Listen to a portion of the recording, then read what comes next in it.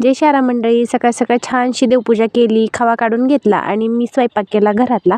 आणि मला जायचं होतं बघा बाहेर स्वयंपाकासाठी. आता माझ्या चुलत जावच्या ना मुलाचं नाव ठेवायचा कार्यक्रम होता, त्यासाठी ना बरडावर यावं लागतं. आमच्या गावापासून थोडंसं लांब एडेश्वरीच्या वाटेने आहे बघा ही बरड वस्ती, आणि त्यांचं घरी रोडच आहे. नाव ठेवण्याचा कार्यक्रम हा संध्याकाळी होता, त्यासाठी ना दिवसभर स्वयंपाक करून घ्यायचा होता आणि संध्याकाळी नाव ठेवायचं होतं.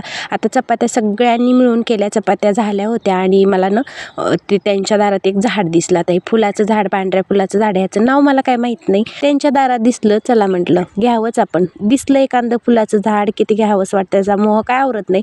म्हणजे आपल्याही दारात असं वाटतं की छान अशी फुलांची झाडं असावीत, म्हणून त्यांना म्हणलं घेते मी. इथं खुरपं त्यांनी मला दिला. म्हणलं जरा ही सहजासहजी निघन, पण काही सहजासहजी निघण्याचं तोंडच नव्हतं. खूप काय उकरावं लागत होतं आणि तिथं ना सगळे खडेही होते ना, त्याच्यामुळे तर उकरायला त्रास व्हायचा.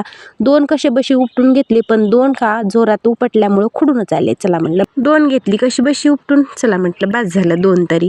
आणि इकडे चपात्या करून झालेल्या होत्या आणि भांडे घासायचं काम चालू होतं. भाजी परत आणखी भात हे सगळं आचार्याला गुत्त देऊन टाकलं होतं. चपात्या मात्र सगळ्या मिळून बाईंनी बनवल्या होत्या. आता सगळे भांडे वगैरे घासायचं काम चालू आहे बघा. चपात्या बनवून चुलीवर चपात्या केल्या होत्या, चुलीही विझवून टाकल्या आणि भांडे घासायचं काम चालू आहे. मंडळी असं ना गावाकडं असं असतं बघा, सगळ्यांनी एकत्र येणं, जावा भावा, खूप छान मजा येते मंडळी. खूप छान मज्जा मस्करी असते आणि खरं तर ना हा जिव्हाळा प्रेम फक्त गावाकडेच बघायला भेटतो. असे छोटे मोठे कार्यक्रम असले का, थोडं जरी कोणाचं काही कुरबुर जरी झाली असती ना मंडळी, तरी अशा कार्यक्रमाच्या टायमाला कोणीही रुसवून फुगून बसत नाही.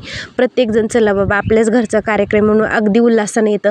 मंडळी हाच खरा धर्म आहे आपला. आणि खरंच हे अशा आपल्या धर्मात किती लागू केले, म्हणजे नामकरण सोहळा म्हणा, लग्न सोहळा, हे सगळे एकत्रित राहण्याचे, सामूहिक राहण्याचे सगळे कार्यक्रम आहेत. खरंच आपल्याला धर्म खूप काही शिकून जातो आणि वारसाही पुढे चालत राहतो, जे की आपली पुढची येणारी पिढी ही अशी प्रतिकृती करत राहते. म्हणून आपण मार्ग दाखवायचा. चपात्याही झाल्या आणि मी पोहोचली बघा रानात. पेरूच्या बागेतली पाडाचे आंबे गोळा केले. व्हिडिओ आवडल्यास सबस्क्राईब करायला विसरू नका. बाय. जय श्रीराम.